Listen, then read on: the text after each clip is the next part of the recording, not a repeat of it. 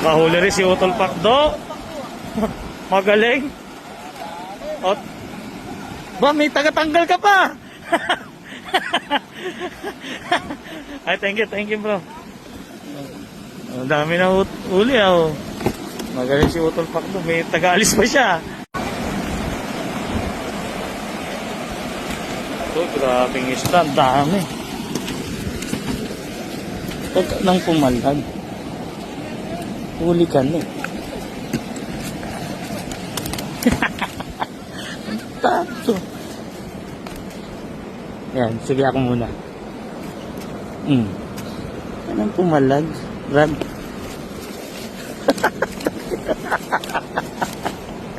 Parang di marunong manghuli ng isda. Ayun, pampahuli. Wow. Laki-laki na rin.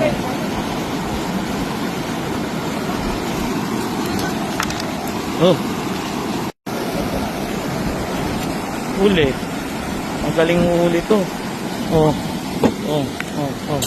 Tingnan natin. Aliksi.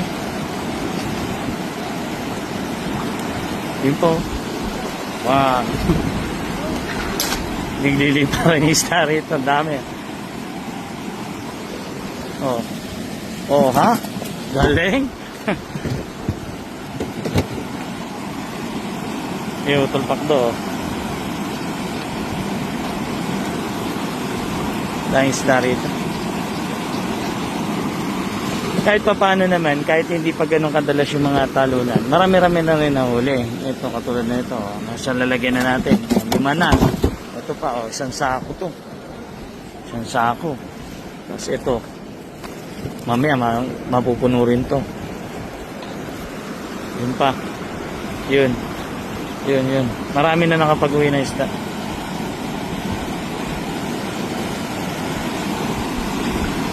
Ito, nakakaisang sako na ito eh. Yun o.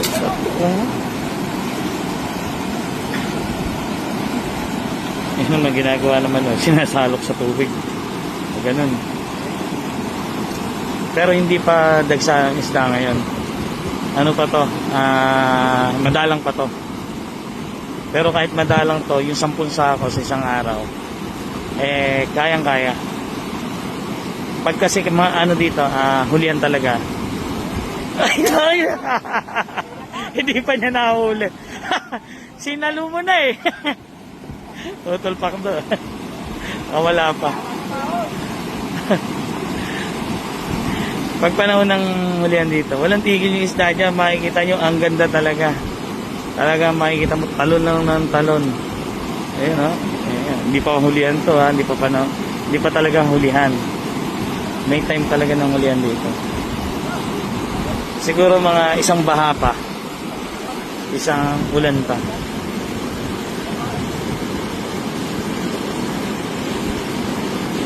Yun o. Laki. Grabe.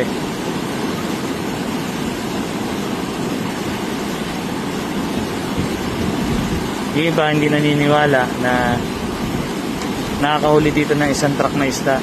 Sa isang araw lang. Walang naniniwala. Pero napakita na namin yun sa mga nakapanood na nun, alam nila yun sa mga taga rito.